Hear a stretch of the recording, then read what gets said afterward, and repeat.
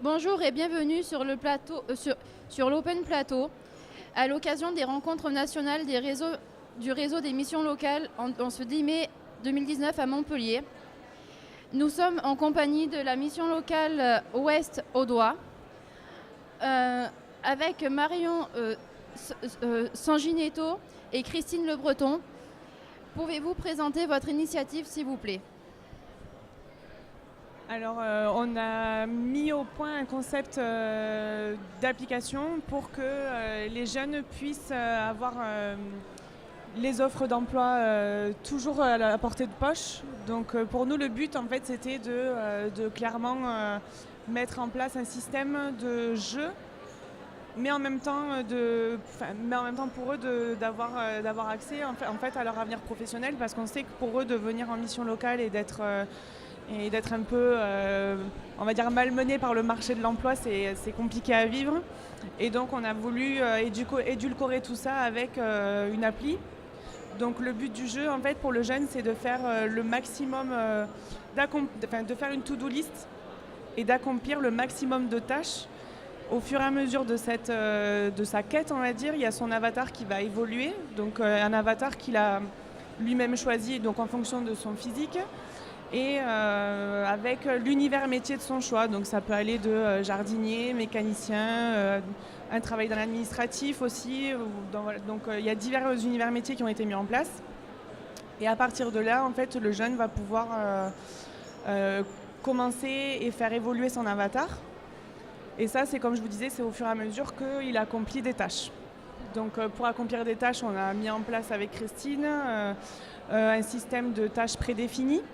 Donc les tâches qui sont prédéfinies, on a travaillé avec mon collègue avec plusieurs CIP de notre mission locale, sachant qu'on est répartis sur 4 sites, donc de tout l'Ouest Audois. Et en fait, on a sélectionné des CIP qui nous ont aidés à travailler sur les différentes tâches que les jeunes avaient à accomplir au quotidien dans leur mission locale. Et en fait, au fur et à mesure de ce travail, on s'est rendu compte, en travaillant aussi avec les jeunes, que voilà, c'était pour eux une motivation supplémentaire d'avoir ce jeu et d'avoir les offres d'emploi en temps réel, tout le temps à portée de main.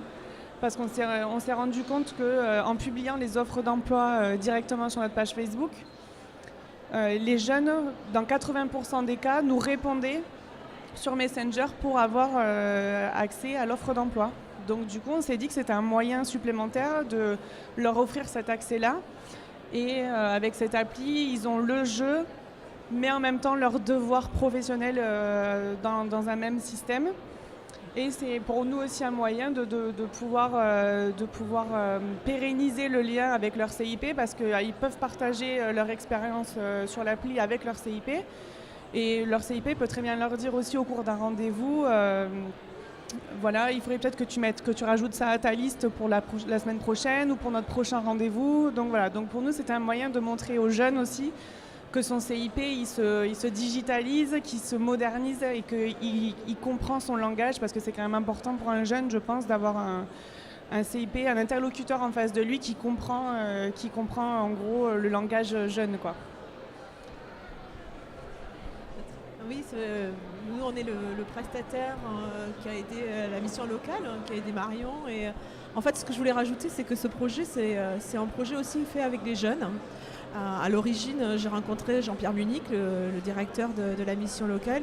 Il cherchait à apporter un outil numérique, donc à se rapprocher des jeunes dans ce qu'ils sont aujourd'hui. Et en même temps, il pensait au jeu. Donc on a cherché pendant un certain temps. Et on a rapproché donc nos équipes. Moi, mes équipes de gaming, on fait tout ce qui est les applications numériques, de la formation numérique. Et Marion et les équipes de Jean-Pierre.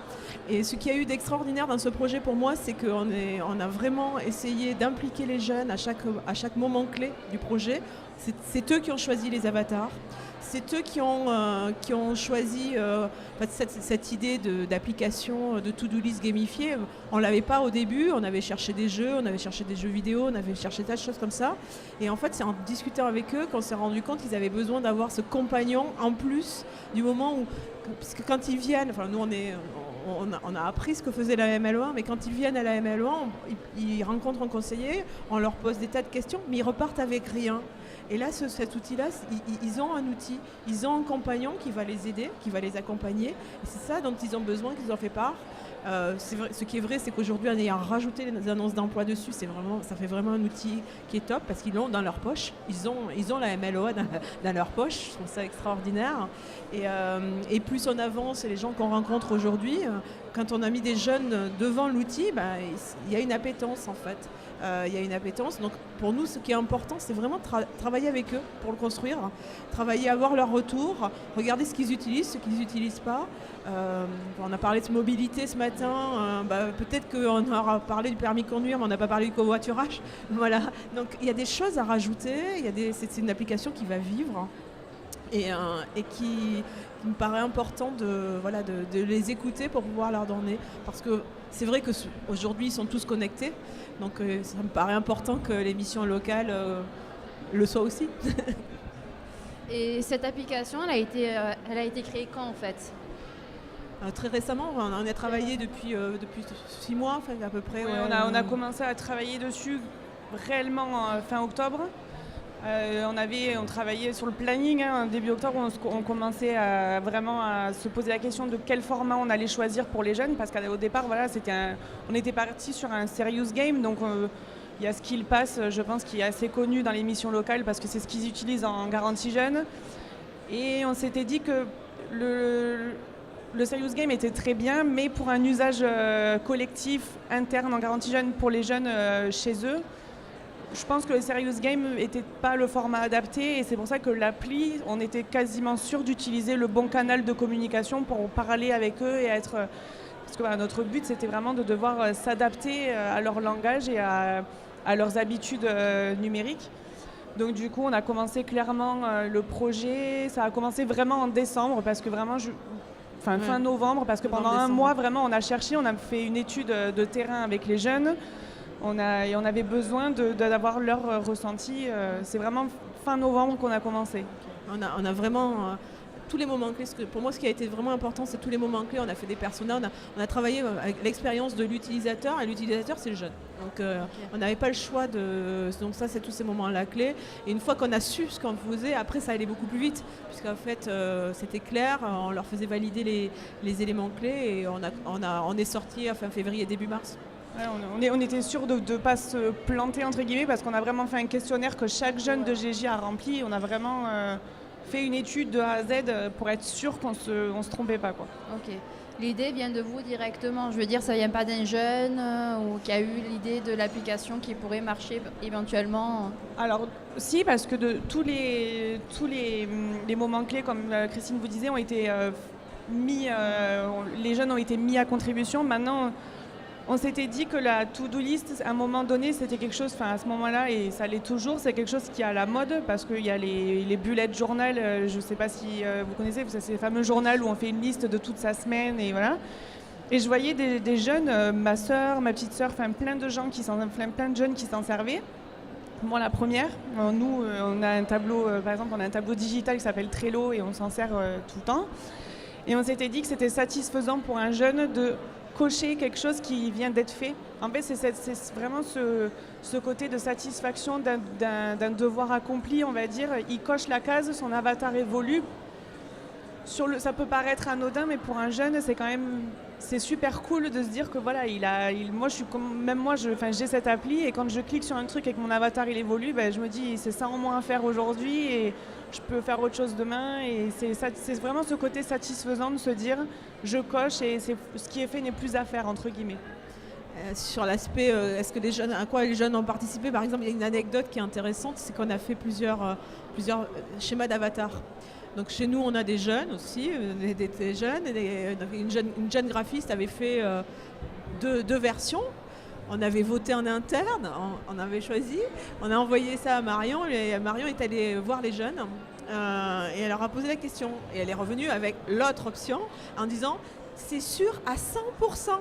Ils veulent celle-là. L'autre, ils l'ont toute rejetée. C'est là où je trouvais ça extraordinaire. C'est-à-dire que même si nous, on a des jeunes avec nous, ce qui est intéressant, c'est que quand on est allé les voir, parce que ce sont des jeunes qui ont un profil, qui est en pleine recherche, il faut les représenter. Et c'est là-dessus, je trouve que c'était bien parce que c'était vraiment à chaque fois assez unanime. Ils sont clairs de ce qu'ils veulent. Il suffit de leur poser la question.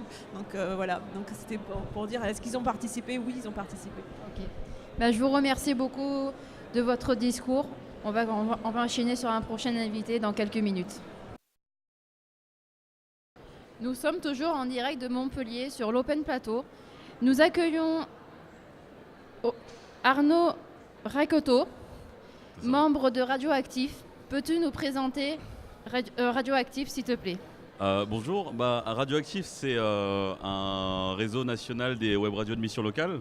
Parce que de base, on avait, moi je suis service civique à la mission locale Nord-Essonne, et on avait créé il y a à peu près 3 ans maintenant une web radio au sein d'une mission locale.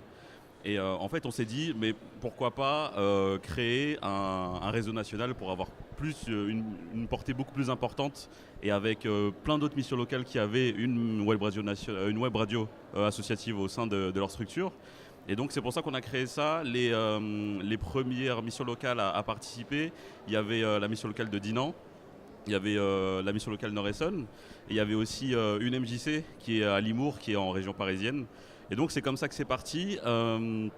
Et en fait l'histoire a continué en commençant à produire des émissions communes.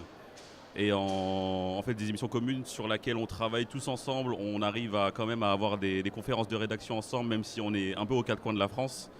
Et on arrive quand même à travailler parce qu'on se parle par Skype, par des éléments comme ça. Et on a la chance aussi de se réunir une fois tous les 3-4 mois à Radio France. Et là où on est un peu aussi formé par les professionnels de Radio France à la radio, mais on a aussi le lendemain tout un espace, tout un moment pour réfléchir aux émissions qu'on va faire ensemble, qu'on va créer. Et donc c'est comme ça que c'est né, c'est comme ça aussi qu'on fonctionne. Après du coup il y a aussi la particularité qu'on a, c'est qu'il y a vraiment le noyau, donc le noyau pur de Radioactif, qui est composé par les missions locales qui ont vraiment été à la base du projet. Et puis au fur et à mesure, il y a des missions locales qui s'ajoutent aussi, et qui du coup sont plus du côté, sont plus des branches qui se mettent chacune en lien avec le noyau, et qui alimentent aussi peu à peu le réseau et le blog. Parce qu'il faut savoir qu'aussi avec l'histoire de Radioactif, au fur et à mesure, on a réussi à construire un blog où on réunit toutes nos émissions qui, où on juge que ça a une importance vraiment d'être au niveau national. Et du coup voilà, et c'est pour ça aussi qu'on est là aujourd'hui aux rencontres nationales des missions locales. On est aussi chapeauté de près par Corentin Poirier qui travaille à l'UNML, où voilà aussi on a des temps aussi de rencontres à l'UNML à Paris. Et en gros ça marche très bien. Ça marche très bien, et l'objectif de tout le monde et de tous les services civiques, une fois rentrés dans Radioactif, c'est vraiment de valoriser la parole des jeunes. Et de faire en sorte que, en fait, on parle de moins en moins à leur place, et que ce soit plus les jeunes qui parlent. C'est pour ça aussi qu'en tant que service civique, c'est plus facile de faire parler des jeunes à la radio. Après, il y a toujours la problématique de parler devant un micro. C'est pas toujours facile, mais on arrive quand même à installer une certaine confiance, à avoir un meilleur rapport que si c'était quelqu'un d'autre qui peut-être aurait une différence de génération ou d'âge plus importante. Mais du coup ça marche bien, on réussit vraiment à allier mission locale et web radio, et ça dans tous les différents territoires. Et donc voilà, c'est Radioactif. Et Radioactif, ça a été créé à partir d'où et pourquoi, du coup, à partir de quand ça a été vraiment mis en ligne, du coup, Radioactif? À partir de quand? Je pense que c'était... alors nous, à Nord-Essonne, je sais qu'on a créé notre web radio en 2016, parce qu'on avait répondu justement à un appel à projet. Mais après, je pense que ça a été un peu dans la foulée. on va dire peut-être, je crois, 1 an plus tard, où ça a commencé vraiment à prendre contact avec d'autres missions locales. Parce que c'était vraiment le fait de se dire, mais on n'est pas tout seul à être une mission locale qui est une web radio. Et au lieu de juste se dire tiens, on fait la même chose, c'est bien, franchement, vous faites de votre côté, on fait de notre côté, c'est vraiment de mettre du lien, de travailler ensemble. Même il y a eu un jumelage entre la mission locale Nord-Essonne et la mission locale de l'Aigle-Mortagne au Perche. Donc ça a permis aussi de créer ça.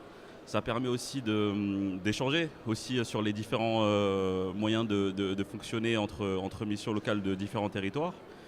Et voilà, ça a été vraiment créé sur cette base de on est plusieurs à faire la même chose, autant le faire tous ensemble et et ça aura une meilleure portée.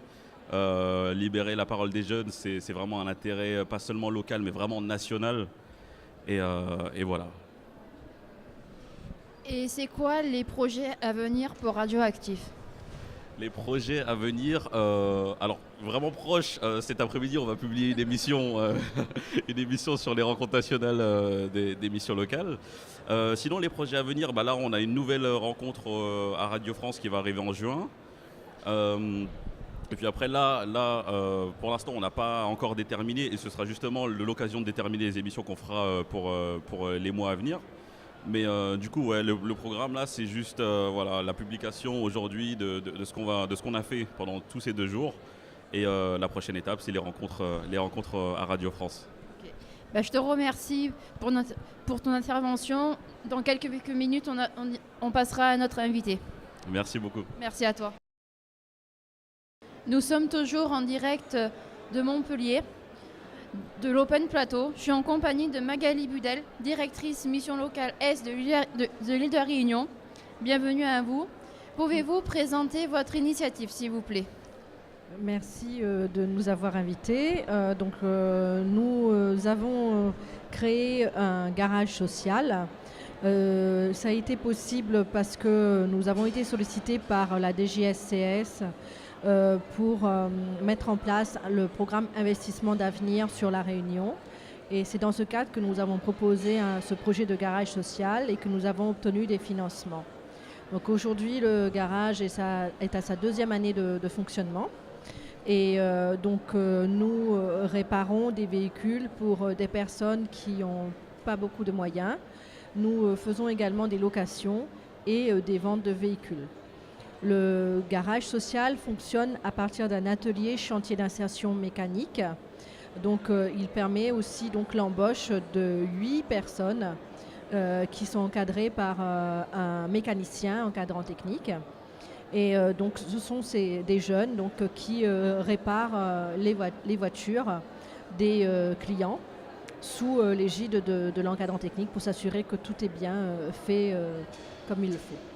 Voilà, donc les personnes ont accès aux prestations du garage après avoir vu le conseiller mobilité qui fait un diagnostic social afin de savoir si il correspond bien aux critères, si ses revenus ne sont pas très importants, puisque sinon nous serions soumis aux règles de la concurrence. C'est très important de faire ce diagnostic social avant que la personne bénéficie des tarifs réduits. Voilà. Et le garage a été créé quand en fait ? Il fonctionne depuis 1 an et demi. Voilà. Ok. Et c'est pour tous les jeunes qui ne sont pas forcément dans la mécanique qui peuvent venir oui, alors, dans ce garage pour l'atelier chantier d'insertion, nous prenons des personnes qui ont une appétence pour la mécanique, mais qui n'ont pas forcément de projet professionnel dans ce domaine. Il s'agit de travailler avec eux sur des compétences transversales et bien sûr des compétences techniques liées à la mécanique. Les personnes sont également en formation. Donc pour cette année, elles préparent un CQP maintenance rapide des véhicules. Voilà. Et à l'heure actuelle, il y a combien de jeunes à cette initiative maintenant ? Je n'ai pas compris. À l'heure actuelle, il y a combien de jeunes qui sont dans ce garage en fait pour la réinsertion ? À l'heure actuelle, Nous avons à peu près, je vais vous donner les chiffres de 2018 parce qu'on a fait notre bilan il n'y a pas très longtemps. Donc en fait, en 2018, on a eu, c'était notre année de démarrage. Donc les jeunes ont travaillé davantage sur des véhicules qui nous avaient été donnés par le conseil départemental. Une trentaine de véhicules. Aujourd'hui, nous sommes à peu près une flotte de quarantaine de véhicules. Donc, ils se sont, entre guillemets, entraînés sur ces véhicules avant une bonne partie de l'année, près de la moitié de l'année, avant de réparer des véhicules de clients.